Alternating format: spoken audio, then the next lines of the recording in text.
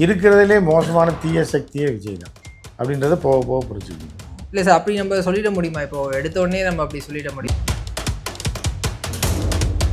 உலகத்திலே முதலமைச்சராக இருந்து ஊழல் பண்ணி ஜெயிலில் போன புரட்சி தலைவி கட்சி தான். யாரும் திமுக எவனும் ஜெயிலுக்கு போனதில்லை. ஸோ அப்புறம் எப்படி தான் சொல்கிறீங்க, உன் தலைவியே ஜெயிலுக்கு போய் தான் ஊழல் வழக்கில் போய் ஜெயில் தண்டனை அனுபவித்த ஒரு தலைவி. கூட இருந்த அம்மையார் சசிகலா ஜெயிலிருந்து இப்போ தான் வெளில வந்திருக்காங்க சமீபத்தில். இப்படிப்பட்ட ஒரு இதை நீ ஊழலை ஒழிக்கிறேன்னு சொல்லி அவங்க ஆதரவோட ஆட்சி அமைச்சேன்னா அப்புறம் அப்படி ஒரு ஆட்சி தேவையாகும். இப்போ ஏடிஎம்கே நிலப்படைனா ஆல்ரெடி நிறைய ஸ்பிட் ஆகியிருக்காங்க. இதில் இன்னும் ஒரு ஸ்பிட் அப்படின்னா அந்த கட்சியினோட எதிர்காலம் என்னவா இருக்கும்? அந்த கட்சிக்கு எதிர்காலமே கிடையாது. ஜெயலலிதா செத்தோன்னு எதிர்காலம் இல்லாமல் இருந்துச்சு. இருக்கிறத வச்சு ஓட்டிட்டு கொள்ளையடிக்கிறதுக்கு ஒரு பிளான் போடுறாங்க. இந்த வர 5 வருஷத்துக்கு நம்ம ஆட்சியில் இருக்க மாட்டோம், தோத்துட்டோம்.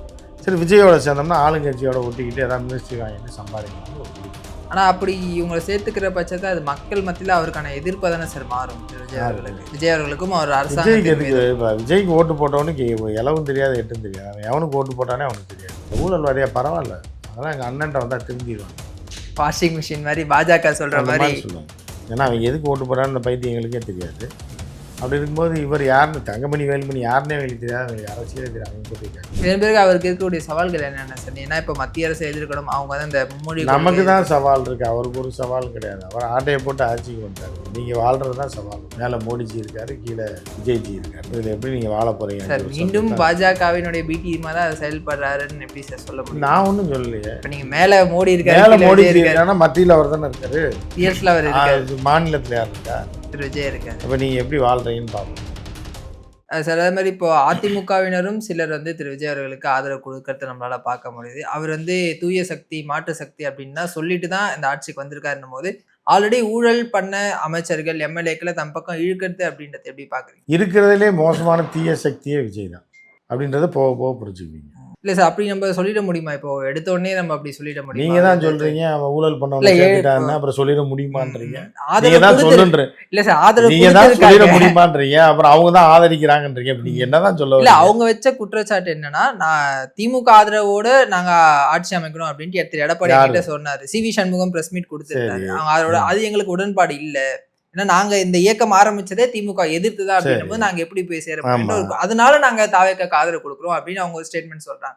அது கரெக்ட் தானே சார்? அவங்க பாயிண்ட் ஆஃப் வியூல இருந்து பார்க்கும்போது அவங்க பாயிண்ட் ஆஃப் வியூல கரெக்ட். இவர் என்ன பண்ணாரு? அவங்க சேரத்தான் செய்வான்.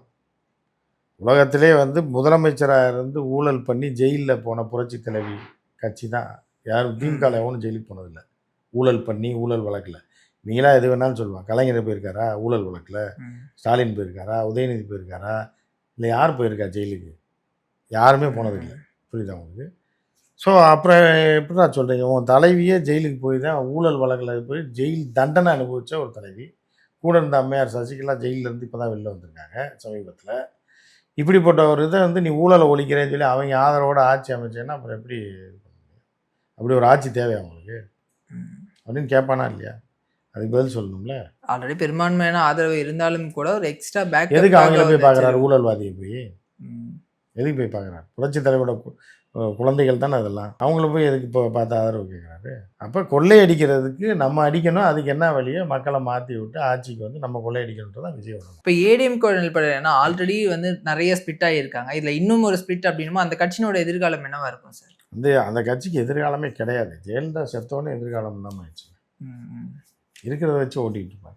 ஆனால் எல்லா தேர்தலிலும் தோல்வி. இப்போ 3வது இடத்துல இருக்காங்க அப்படின்னும் போது அந்த தொண்டர்களுக்கே ஒரு அயர்ப்பு ஏற்படாதா சார்? தொண்டர்கள்லாம் அப்படியே இங்கே போயிடுவாங்க. தாவேக்கா அதுன்னு பிரிஞ்சு போயிடுவாங்க, மற்ற கட்சிகளுக்கு ஷிஃப்ட் ஆகிடுவாங்க. ஸோ இவங்களும் பதவிகளுக்காக மற்ற கட்சிகளுக்கு போய் ஏதோ பொழப்பு போட்டோம். இன்னொரு 5 வருஷம் இப்போ 47 வந்திருக்குன்னா அடுத்த எலெக்ஷனில் 17 வரும். அதுக்கு அடுத்த எலெக்ஷன் 7 வரும். அதுக்கப்புறம் சீமானோட போட்டி.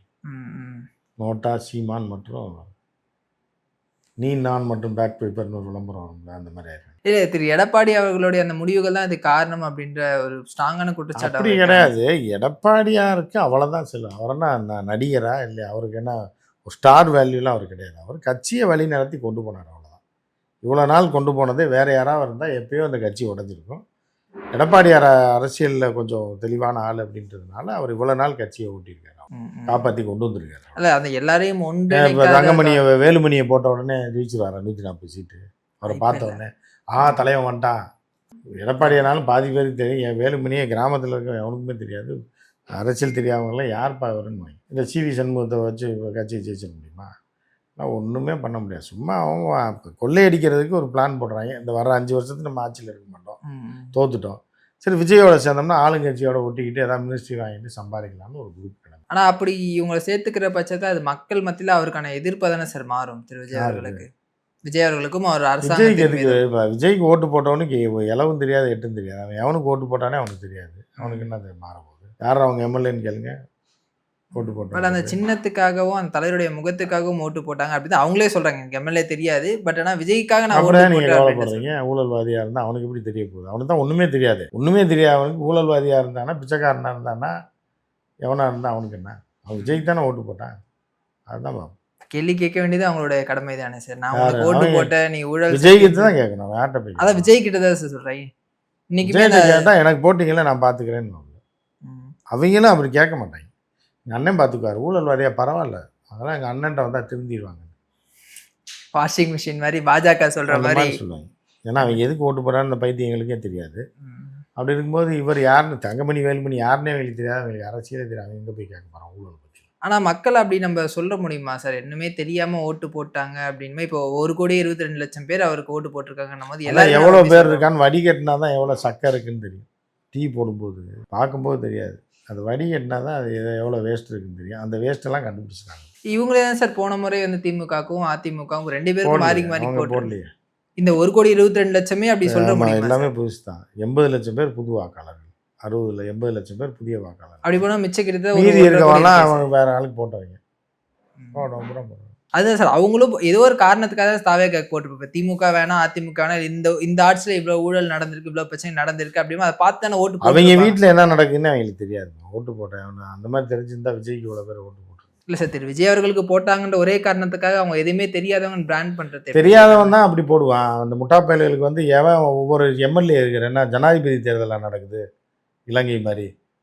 ராஜபக்சே நிற்கிறார், ரணில் நிற்கிறார், இவருக்கு போடுறேன்னு.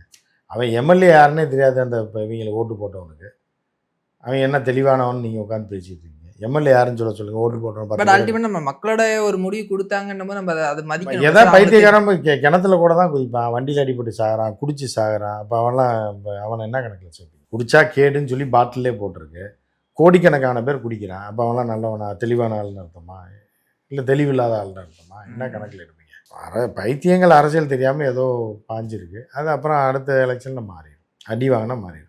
இப்போ களம் அப்படின்றது விஜய் வர்சஸ் உதயநிதி அப்படின்ற மாதிரி தான் வந்து சட்டமன்றத்திலையும் இருக்குது, வெளியும் அதான் வந்து ப்ரொஜெக்ட் பண்ணப்படுது. இந்த ஒரு இது கான்டெஸ்ட் எப்படி சார் இருக்கும் இவங்க 2 பேருக்குமான மோதல்? அது இனிமே தானே பார்க்கணும். இப்போ தான் நீங்கள் சொல்கிறீங்க. முதல்ல சட்டமன்றத்திலே அவர் பேசிட்டாரு. 4 நாள் தான் ஆகுது. போக போக பார்த்தீங்கன்னா ஒரு ஆரோக்கியமான ஒரு போட்டியா இருக்கும். ஏன்னா அவர் போய் எல்லாரையும் பார்த்துட்டு வந்தார். அதுவே அரசியல் ரீதியில வந்து பாராட்டுக்களை யார் பாராட்டினா? திமுக கட்சியில இருக்கவங்களே பாராட்டுறாங்க. நல்ல செயல் அப்படின்றது யாருமே பாராட்டலையே. அவங்க நிர்வாகிகளே வந்து சொல்றாங்க. யார் சொன்னான்னு சொல்லுங்க. யாரும் சொல்லிக்க. சந்தோஷம், ரைட். வந்தாரு, அவருக்கு ஒரு மரியாதை கொடுத்து சால்வு போட்டு தான் அனுப்பியிருக்கேன். அது யாரும் நடக்காத ஒரு செயல். இப்போ செல்வி ஜெயலலிதா அவர்களும் கலைஞர்களும் இருக்கும் நடக்காத ஒரு செயல் தானே. அந்த இதை இப்போ பார்க்குறீங்க. எல்லாரும் சேர்ந்து ஒட்டுமொத்தமா தமிழகத்தை உயர்த்துவோம் அப்படின்றது தானே சார் அதோட இதுவா இருக்கும். அதுக்கு இவர் என்ன உயர்த்துற? அப்புறம் இவருக்கு எதுக்கு ஓட்டு போட்டாங்க? ஒட்டுமொத்தமாக சேர்த்து உயர்த்து உனக்கு ஒன்றும் தெரிலன்றதால கூட்டு சேர்ந்துக்கிறியான்னு கேட்பாங்கல்ல. வாங்க எல்லாரும் சேர்ந்து தூக்கலாம் அப்படின்னா நீ பாடி பில்டர்ன அப்படின்பாங்க. ஒரு போட்டிக்கு ஒரு பாடி பில்டர் வரான், வந்து ஒரு 500 கிலோ வெயிட்டை தூக்குறான். நான் தூக்கிடுவேன்றான். அவனால் தூக்க முடியல, 300 கிலோ தான் தூக்குறான்ட்டு எல்லாம் வந்ததுக்கப்புறம் ஆளுக்கு ஒரு கையை பிடிங்கன்னா என்ன மரியாதை நிமித்தமா சந்திப்பு? கட்சியினுடைய தலைவரா இருக்காரு அப்படின்னு அப்படி மரியாதை நிமித்தமான மரியாதை எல்லாம் எதுக்கு எலெக்ஷன் டைம்ல பேசுறீங்க? அது அரசியல் எல்லாரும் அது பண்ணி தானே. அப்ப நல்ல வாயில வருது. நீங்க கேட்கறதெல்லாம் வந்து என்னை தூண்டி விடுற மாதிரி. எதையாவது தட்டுல வச்சா எடுத்துட்டுருவீங்களா? மாத்தி வச்சா அதே இது வந்து உங்களுக்கு ஒரு மாதிரி தெரியும். அரசியல் ரீதியா வேற மாதிரி தெரியுமா? அரசியல் ரீதியாக பார்க்கும்போது தெரியும். ஜெயிச்சதுக்கப்புறம் மரியாதையாக தெரியுமா? ஒரு சாக்கடை இருக்குது, சாக்கடைன்றீங்க, கேவலமாக பேசுகிறீங்க. அப்புறம் பார்த்தா அதுக்குள்ளே இறங்கி குளிக்கிறீங்க. அது வேற இது வேறன்றீங்க. எப்படி ஏற்றுக்க முடியும் உங்கள் பாணியிலே வச்சாலும்? அப்போ நீங்கள் கேவலமானவனா? ஏற்கனவே சொன்னது கேவலமா? அப்படி தானே பார்ப்பாங்க. அப்புறம் அவங்க ஓட்டு போடணும்னு கேட்பாங்களே. ஊரை ஏமாத்துறியான்னு கேட்பாங்க. அவர் எடப்பாடி அவர்களை சந்திக்காதுமே பெரு விமர்சனக்குள்ளாச்சு. ஏன்னா சிவி சண்முகத்தை போய் சந்திக்கிறார், அந்த கட்சியினுடைய தலைவர் பொதுச் செயலாளர் அவரை போய் இப்போ நீங்கள் தான் சொன்னீங்க, இப்போ மரியாதை நிமித்தமாக சந்திக்கிறாரு, நல்லவர் வல்லவருன்றீங்களா? சொல்ல சார் நல்ல இல்லை, அப்போ வந்து அவ்வளோ ஒரு மரியாதை நிமித்தமா போய் பாக்குறாரு. அவரை ஏன் பார்க்கல? அதுதான் சார் எனக்கும் புரியல. அதான் அதை அதை கேட்கறேன். அன்புமணி ராமதாஸை பார்த்தாரா? பார்த்திருக்காரு சார். பார்த்துருக்காரு. அன்புமணி ராமதாஸ், சீமான் எல்லாருமே பார்த்தாரு. பட் ஒய் பர்டிகுலர்லி அவர் மட்டும் ஏன் சீமான்லாம் பார்க்கறது கொடுத்து வச்சிருக்கணும், அதனால பார்த்துருப்பாரு. பட் ஆனால் எடப்பாடியார் ஏன் போய் பார்க்கலன்றது சார் அதிகமா தேர்தல் காலத்துல அவர் விமர்சனம் பண்ணது திரு சீமான் அவர்கள். அவரே போய் பாக்குறாரு அப்படின்னும் போது திரு எடப்பாடி ஏன் அப்படின்ற ஒரு கேள்வி எழுதல. இல்லை, அது இன்னொரு ஒருவேளை அவர் பார்க்க மாட்டேன்னு சொல்லியிருந்துருக்கலாம், சந்திக்க விருப்பம் இல்லைன்னு. ஏன்னா அவர் இன்விடேஷன் கொடுக்கும்போது கூட வாட்ச்மேன் விட்டு தான் வாங்கியிருக்காரு, செக்யூரிட்டியை விட்டு. ஸோ அதனால் நம்மளை அமைச்சார் அவரை போய் எதுக்கு பார்க்கணும் கூட நினச்சிருக்கலாம். பட் இருந்தாலும் வந்து இப்போ கரூர் விஷயத்தில் அவர் தான் வந்து முதல் முறையாக அவருக்கு சப்போர்ட் பண்ணார் திரு விஜய் அவர்களுக்கு. பல இன்சிடென்ட்ஸில் அந்த மாதிரி ஆதரவாக பேசியிருக்காருன்னும் போது எதிர்த்த எல்லா கட்சிகளையுமே அவர் வந்து போய் மதியானத்தை பார்க்குறாருன்னும் போது ஒரு கர்டசிக்காக அவர் போய் பார்த்துருக்காருல்ல சார். அவர் தயவு தேவையில்லைன்னு அர்த்தம். திமுக தயவு இல்லைன்னா அவர் ஆட்சியே நடக்காது. அதனால் முக ஸ்டாலின் போய் சந்திச்சிருக்காரு. அதே மாதிரி திருமாவளவன் சந்திச்சிருக்காருன்னா அவர் 2 எம்எல்ஏ கொடுத்துக்கணும், கம்யூனிஸ்ட் 2 எம்எல்ஏ கொடுத்துருக்காங்க. அவங்களாம் இப்போ உடஞ்சி வர்ற குரூப் சப்போர்ட் பண்ணுறதுனால அவங்கள போய் சந்திச்சிருக்காரு. அவர் தயவு தேவையில்லைன்றதால பேசுறாரு. ஆனால் தயவு தேவையில்லாம திருக்கி வீரமணி அவர்களை சந்திச்சிருக்காரு. இந்த மாதிரி தயவு தேவையில்லைன்னு சொல்லுவீங்க? அவங்களுக்கு எம்எல்ஏஸும் இல்லை, அவங்க தேர்தல் காலத்துலையுமே இல்லை. தேர்தல் காலத்தில் இருக்கவங்கள தான் சந்திக்கணும்னு என்ன இருக்கு? அவர் தான் பெரியார் தேர்தல் காலத்திலே இருந்தார், அப்புறம் எதுக்கு அவர் வச்சாரு? இல்லை சார், நீங்கள் எம்எல்ஏஸ் ஏதோ தேவை இருக்கு அதனால இவங்களை சந்திச்சாங்க. ஆமாம், அவரும் தேவை இருக்குல்ல, பெரியார் இது அவர் தானே வச்சிருக்காரு, அதனால தேவை இருக்குல்ல. பெரியார் வச்சு தானே அரசியல் பண்ணுறீங்க. அப்போ பெரியார் கட்சியில் இருக்கக்கூடிய ஒரே ஒருத்தர் அவர் தான், அவரையும் பார்க்க முடியும். விஜய் வந்து பாகுபாடே கிடையாது. லலியா கோஷ்டியும் கூட வச்சுருப்பாப்புல, இந்த இந்து ஜோசியனையும் கூட வச்சுருப்பாப்புல, கடவுள் இல்லைன்னு சொல்லிட்டு கி வீரமணியும் பார்ப்பாப்புல, ஊழலில் திளைச்சி போன அதிமுக ஜெயிலுக்கு போன ஜெயலலிதாவோட சிஷியர்களையும் பார்ப்பார், எதிரியாக இருக்கக்கூடிய சண்டை போட்டு தோற்கடிக்கப்பட்ட தோற்கடித்த திமுக தலைவரையும் பார்ப்பார். எல்லாரையும் அவர் எல்லாருமே. இதன் பிறகு அவருக்கு இருக்கக்கூடிய சவால்கள் என்னென்ன சார்? ஏன்னா இப்போ மத்திய அரசு எதிர்க்கணும், அவங்க தான் இந்த மும்மொழி. நமக்கு தான் சவால் இருக்குது, அவருக்கு ஒரு சவாலும் கிடையாது. அவர் ஆட்டையை போட்டு ஆட்சிக்கு வந்துட்டார். இப்போ நீங்கள் வாழ்கிறது தான் சவால் உங்களுக்கு. மேலே மோடிஜி இருக்கார், கீழே விஜய்ஜி இருக்கார். இதில் எப்படி நீங்கள் வாழ போகிறீங்க சார்? மீண்டும் பாஜகவினுடைய பி டீமாக தான் செயல்படுறாருன்னு எப்படி சார் சொல்ல முடியும்? நான் ஒன்றும் சொல்லலையே. இப்போ நீங்கள் மேலே மோடி இருக்காரு, மேலே மோடிஜி இருக்காருன்னா மத்தியில் அவர் தானே இருக்காரு, அவர் இருக்காரு, மாநிலத்தில் யார் இருக்கா? திரு விஜய் இருக்காரு. இப்போ நீங்கள் எப்படி வாழ்கிறீங்கன்னு பார்ப்போம், 5 வருஷம் கழிச்சு வாங்க சார். அவ்வளோ டஃபா சார்? இல்லை, அப்படி இல்லை, நல்லா இருக்குன்றேன். இப்போ நீங்கள் வர்றதுக்கு முன்னாடி கூட 1/2 மணி நேரம் டெய்லி கரண்ட்டு கட் ஆகிட்டு தான் இருக்குது, தெரியுமில்ல, எலெக்ஷனுக்கு அப்புறம். இப்போ கரண்ட்டு கட்டினால தான் லேட்டு. டெய்லி காலையில் கட் ஆகுது. காலையில் ஒரு டைம், மத்தியானம் ஒரு டைம், 1/2 மணி நேரம், ஒரு 20 நிமிஷம் கட் ஆகிருக்கு. நல்லா வருவீங்க, இன்னும் வாங்க பார்ப்போம். கொஞ்ச நாள் கழிச்சு வருவீங்க, இங்கே தானே இருக்க. அப்போ இப்போ இந்த 2 பேருக்கு நடுவில் அரசியல் நம்ம எடுத்துக்கலாமா சார்? தாவேகா, திமுக, அதிமுக களத்திலே இல்லை, அதோட முடிஞ்சிச்சு, நம்ம எடுத்துக்கலாமா? எடுத்துக்கிட்டாலும் சரி, எடுக்கலைனாலும் சரி, அது முடிஞ்சு போனது தான். நீங்கள் ஏன் எடுத்துக்கிறீங்க? கிட்டத்தட்ட அவங்க ஒரு கோடிக்கு தொண்டர்கள் அவங்க பின்னாடி இருக்காங்க, ஓட்டும் போட்டுருக்காங்க. தொண்டர்கள் இல்லை, ஓட்டு போடுறவங்களாம் தொண்டர் கிடையாது, குண்டர்களும் ஓட்டு போடுவாங்க, எல்லாருமே ஓட்டு போடுவாங்க. வாக்காளர்கள் சொல்லுங்க, தொண்டர்கள் வாக்காளர்கள் போட்டிருக்காங்க, அவருக்கு போட்டிருக்காங்க, இவருக்கும் போட்டிருக்காங்க. அதே வாக்காளரில் கொஞ்சம் பேர், ஒரு 20 லட்சம் பேர் மாற்றி ஓட்டு போடுவாங்க. மாற்றி இப்படி. இல்லை சார், இப்போது திரு விஜய் அவர்கள் கூட காங்கிரஸும் இருக்குது. அப்படி இருக்கும்போது காங்கிரஸும் பிஜேபியும் எதிர் துருவங்களாக இருக்கக்கூடிய கட்சிகள் அப்படின்னும் போது அவர் வந்து பாஜக ஆதரவாக செயல்படுவார் நம்ம எடுத்துக்க முடியுமா சார்? ஏன் எதிர் துருவமாக இருந்த முக ஸ்டாலினே போய் சந்திச்சிருக்காரு, ஏன் இருக்கக்கூடாது? அவர் போய் சந்திச்சார்ல. சரி, ஒரு கூட்டணி காங்கிரஸ், அவர் கூட்டணியில் ஜெயிச்ச காங்கிரஸ் உங்க பக்கம் வந்துடுது. அதுக்கப்புறமும் நீங்க போய் அவரை போய் சந்திக்கிறீங்க அப்படிங்கும்போது ஏன் பிஜேபி காங்கிரஸ் 2 பேரையும் சந்திக்க கூடாது? ஆனா அந்த திமுக அதிமுகன்ற அந்த பேச்சுவார்த்தையும் போது சார், இப்போ 2 பேருமே எதிர் கட்சிகள் அப்படின்னும் போது திரு விஜய் அவர்களை வீழ்த்துவதற்காக 2 கட்சிகளும் ஒன்னா சேர்த்து அப்படின்றது வந்து தார்மீக அடிப்படையில் பேச்சுவார்த்தை நடந்ததா வந்து சிவி சண்முகமே சொல்றாரு. சிவி சண்முகம் சொல்லியிருக்காரு சார். அவர் அதிமுக முன்னாள் அமைச்சரா இருந்தவர் சார். அவரு கடவுள், அவரு சொல்லியிருக்காரு. அப்படிங்கும்போது அரசியலில் எது வேணாலும் நடக்கும்ன்ற மாதிரி. பட் இது இப்போ திமுக வேணான்றவங்க தான் அதிமுக கோட்டு போட்டுரு, அதிமுக வேணான்றா திமுக கோட்டு பண்ணி, நான் 2 பேரும் சேர்ந்து விஜய் எதிர்ப்பேன். யார் சொன்னா?